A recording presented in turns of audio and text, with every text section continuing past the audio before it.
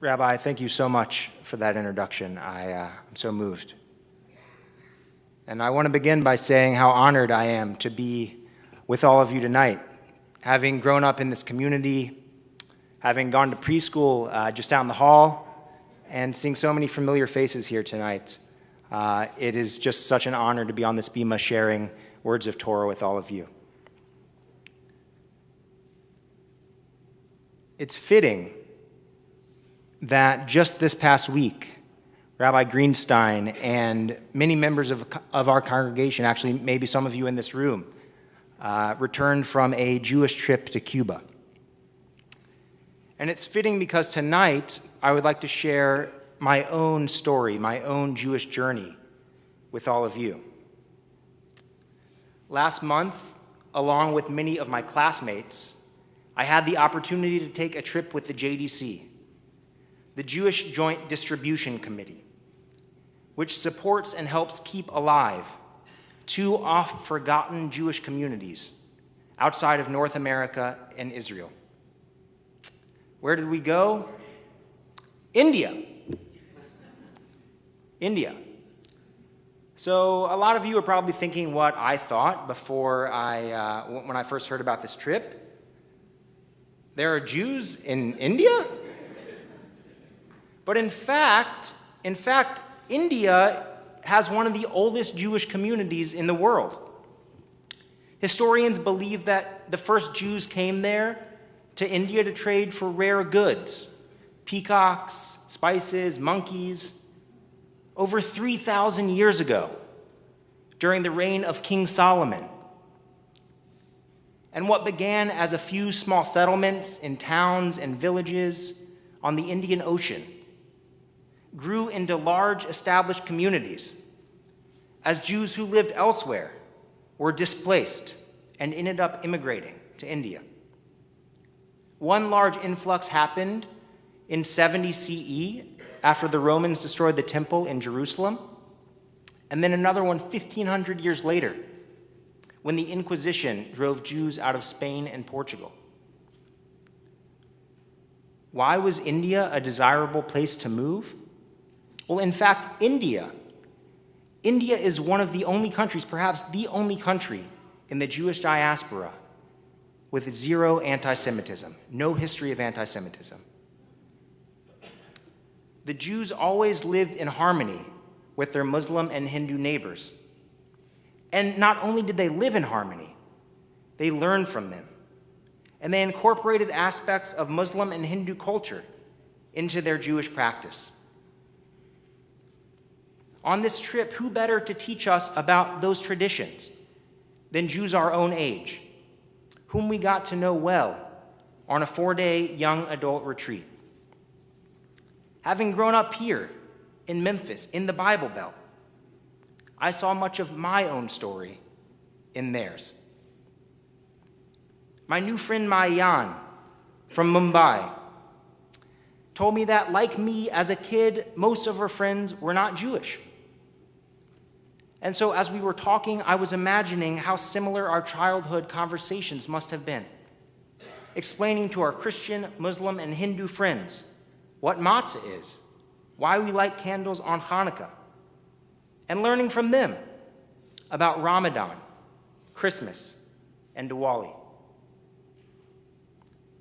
Together, as we entered their synagogues, the synagogues of India, we took off our shoes, a custom borrowed from their Muslim neighbors.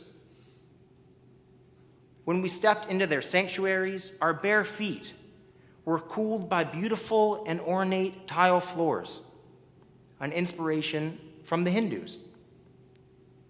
Their Ner Tamid, their eternal light, and they had these colorful lamps all throughout the synagogue, bringing light into their space.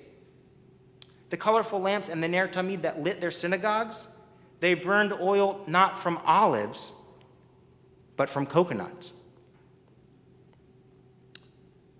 As we celebrated Shabbat together, they led us in their own traditional melodies, which borrow from Indian musical scales. We ate challah and naan. We made kiddush with homemade wine that they prepare each week with their families. And we saw how much passion they bring to being Jewish and to being Indian. And we saw how they work so hard to carry on the customs of their parents and grandparents and their grandparents back 100 generations. My favorite of these customs is how they greet each other. The Jewish greeting, shalom, means so much more than hello. Each and every time we see a fellow Jew, we greet them with a description of the world that we hope to someday build together. A world of shalom, of peace, and a world of shlemut, of wholeness, and of completion. And when Indians greet each other, they use the word namaste, which means the divine inside of me bows to the divine inside of you. The divine inside of me bows to the divine inside of you. So each and every time Indians greet each other, they affirm one of the central tenets of Judaism, that each and every person is created b'tselem Elohim, in the image of God. That each of us has a spark of holiness within. And on Shabbat, the Indian Jews fuse these two ideas. On Shabbat, the day that is supposed to embody the peace that is possible in the world, the peace which will occur when neighbor does not lift up sword against neighbor, they do this. They grab their person right in front of them by the hand, and they put the other person's hand in between theirs, and they bow and they say, Shabbat Shalom. And this greeting, this fusion, it embodies an important lesson from our Torah portion this week.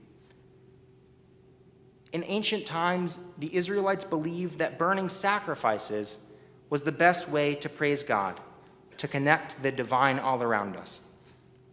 Today, many of us probably prefer prayer or meditation or acts of loving kindness as ways to connect to holiness. And this week, our Torah portion gives instructions not only for how Jews should give offerings, how Jews should connect to God, but also how the non-Jews among them, their neighbors who want to offer praise and who want to connect to holiness, how they can do so as well.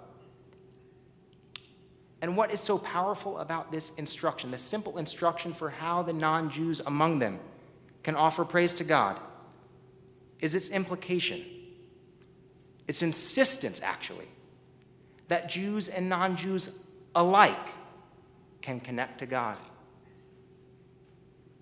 In fact, the Torah says, Kachem kager yeh lifnei Adonai. You and the non-Jew. You and the non-Jew shall be alike before God.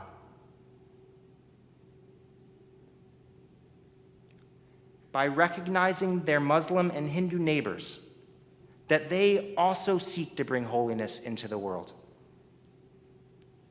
that they also seek to connect to the divine.